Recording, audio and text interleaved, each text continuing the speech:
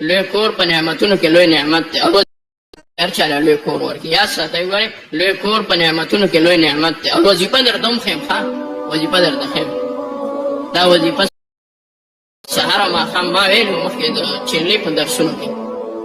دا کوئ ما ته چې چاته اجازت د حضرت درخواستي رحمت الله علیه نه میلاو شوی دی هغه اجازت باندې ما ته اجازت راکړه اللهم اغفر لي ذنبي ووسع لي في داري وبارك لي في رزقي چې د چا کور وړوکی یا نه هغه دې دا وایي یا الله ومې بخښي ګناهونه مې معاف کړي او کور مې لوی کړي او رزق مې فراخ او برکتي کړي دا دعا سهار او ماښام یې درې ځله وایي بلکې دا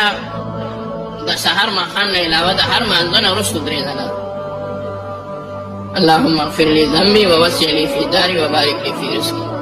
او که مقدر د د فرد نه وروسته نو هغه وخت کې وایي بیا ورپسې سنت کوئ دا هغه فرد دعا فرد اوس پسې چې کومه دعا یې هغې کې هم کولی شي اللهم اغفر لي ذنبي ووسع لي في داري وبارك لي في رزقي یو دا وظیفه دوستانو او دې سره زه یو بله وظیفه تاسو ته ښیم هغې ته ویلی کېږي دعای موسی دا بهترینه وظیفه ده او داسې مضبوطه وظیفه ده الحمدلله چې چاته ښودلې ده الحمدلله مسله بیا د الله جل جلاله بیا مسله حل کړې ده او الحمدلله مو خپل مزمایلې ده الحمدلله نو یو دعای موسی تاسو ماښام اوس د بس دا بس کوي باندې تاسو وینه دې ته ویلی کېږي دعای موسی دا د ماښام اوس د بس تاسو یو ځل وایئ یو دا ده بل دا ده تاسو کوشش کوئ ورځ کې تاسو 500 ځل 2 ټیمه کم از کم استغفار تاسو وایئ